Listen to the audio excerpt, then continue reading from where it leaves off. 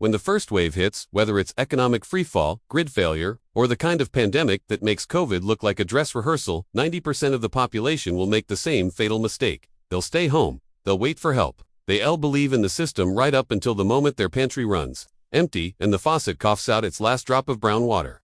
But there's a different breed of survivor, the kind who understands that in the first 72 hours of total collapse, location is on dust strategy. The difference between becoming a warlord of your own fortress or a statistic in someone else's body count. This isn't about bunkers in Montana or shipping containers buried in your backyard. This is about the places hiding in plain sight, the structures that transform from mundane to mythical the moment society's veneer cracks open.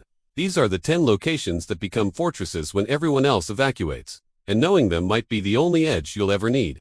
Let's start with the physics of survival architecture. A fortress is undefined by its walls. It's defined by its ability to control 3 critical resources: water access, defensible perimeters, and concealment from desperate masses.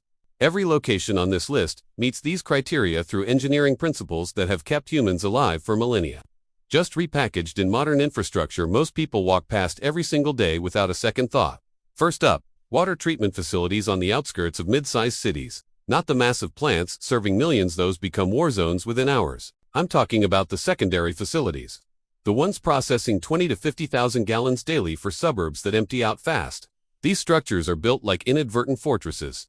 Concrete walls 2 feet thick, limited access points designed for vehicle entry only. And here's the critical part: they have backup generators, chemical storage for purification, and the knowledge base painted right on the walls in technical diagrams.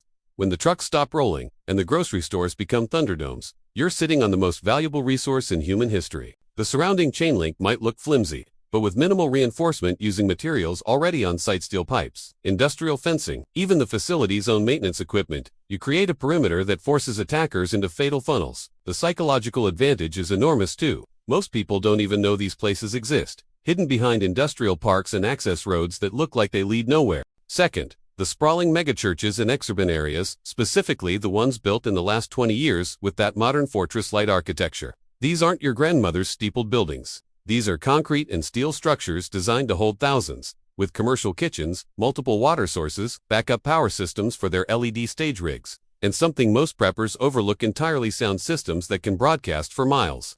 The parking lots become your early warning system, giving you a 360-degree view of approaching threats. The nursery wings transform into defensible sleeping quarters with lockable doors.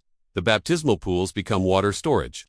And here's the dark brilliance: these buildings are designed for emotional manipulation, which means their acoustics and spatial design already create psychological impacts you can weaponize. The echo of your voice in an empty worship hall does something primal to human fear responses. You control the soundscape. You control the approach. Third, regional hospital equipment warehouses, not the hospitals themselves. Hospitals become death traps. Everyone knows there's medical supplies there, which means they're overrun in the first 48 hours. But the warehouses, those nondescript buildings in industrial zones storing the overflow of everything from surgical masks to portable generators to pharmaceutical stockpiles. They're invisible. They're built with loading docks that can be sealed, minimal windows, and often sit in areas with natural barriers like railroad tracks or industrial canals. You're looking at months of supplies that most people don't even know exist. The medical knowledge required to use most of this equipment is as complex as you think sutures are. Sutures, antibiotics, are antibiotics, and in a world without doctors, the person with a warehouse full of sterile supplies becomes the doctor. Fourth, university research greenhouses, particularly those attached to agricultural programs. These glass and steel structures are designed to sustain plant life independent of external conditions, which means they already have climate control, water filtration, and in many cases, aquaponics systems that provide both food and protein. The glass might seem like a vulnerability, but it's tempered and reinforced. And more importantly, these facilities are built on the edges of campuses in areas students never visit. When the university evacuates, they will you inherit a self-sustaining food production system with textbooks explaining exactly how to operate it sitting on shelves 3 buildings away. The surrounding academic buildings provide scavenging grounds for months, and the campus infrastructure often includes its own power substations. Fifth, inland Coast Guard stations, not the ones on actual coastlines, but the river and lake facilities that exist in freshwater systems throughout the interior. These are military-grade installations with fewer than 20 personnel in peacetime, meaning they can be held by a small, organized group. They have armories, though accessing them requires knowledge of military protocols. They have boats, obviously, which become your escape route and your supply line. They sit on defensive positions chosen specifically for visibility and access control. And critically, they have communication equipment that operates on frequencies most people can't access or even scan. The assumption that help isn't coming is probably correct, but if any organized military remnant exists, these stations are the network nodes they'll attempt to re-establish. Sixth, grain elevators in rural areas near major highways. These towering concrete cylinders are engineering marvels of defensive architecture without even trying to be. Limited access points, massive food stores, elevated positions for surveillance, and walls that can shrug off anything short of explosives. The surrounding farmland becomes your food production zone if you can hold it through the first planting season. The highway proximity is a double-edged sword. It brings risk, but also information. You can monitor the flow of refugees, raiders, and whatever passes for authority in the new world. Most importantly, grain elevators have their own rail access, which means you're sitting on a transportation network that bypasses the clogged highways entirely if you can get a locomotive running. Seventh, municipal water towers in small towns that have already partially These aren't just water sources, they're psychological dominance made physical. Whoever controls the water tower controls the town's survival. Period. The elevated position gives you surveillance for miles. The structure itself is accessible only by ladder, making it nearly impossible to assault without significant coordination.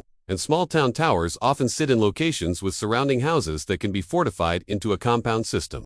The key is choosing a town small enough that you're not fighting hundreds of desperate residents, but large enough that it has basic infrastructure like a fire station and police armory to scavenge. Eighth, industrial ice-making facilities near fishing ports or food distribution hubs. These massive refrigeration buildings are designed to maintain deep freeze temperatures with minimal power input, and they're built like vaults. The refrigeration equipment can be repurposed for food preservation on a scale that keeps a group of 50 fed for years. If you can maintain a hunting and gathering operation, the buildings themselves have loading bays that can be sealed, minimal windows, and in many cases, backup ammonia refrigeration systems that double as a chemical defense mechanism if you know what you're redoing with industrial chemistry. Ninth, community college vocational training centers, specifically those with welding, automotive, and machine shop programs.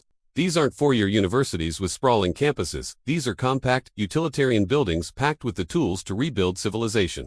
Lathes, mills, welding equipment, diagnostic computers, and most importantly, textbooks and training manuals explaining how to use all of it. The buildings are designed for safety, which means they have fire suppression systems, ventilation, and power distribution that can be isolated and controlled.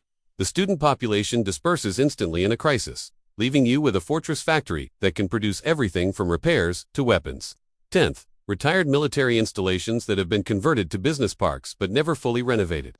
These sites still have the bones of their military purpose: reinforced structures, perimeter security infrastructure, sometimes even underground bunkers that got sealed but not demolished. They're zoned industrial, which means they're isolated from residential areas. They have multiple buildings that can be defended in depth, creating fallback positions. And critically, they're boring. They don't advertise what they once were.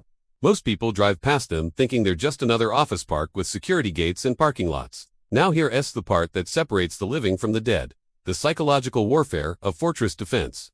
Holding any location means understanding that human behavior under collapse conditions follows predictable patterns. The first wave of refugees are desperate but disorganized. They can be turned away with the appearance of strength barricades, noise, visible weapons. The second wave, 2 to 3 weeks in, are organized groups who've already consolidated power elsewhere. They're testing your defenses, looking for weakness. This is when psychological tactics become critical. You want your fortress to look like more work than it's worth. Visible defenses that suggest hidden capabilities. Noise discipline that makes attackers uncertain about your numbers. The illusion that you're connected to a larger network even if you're not. The timing of your move to any of these locations is everything. Too early, and you're abandoning resources and drawing attention. Too late, and you're fighting for access. The sweet spot is the 72-hour window after the initial crisis becomes undeniable but before total chaos takes hold.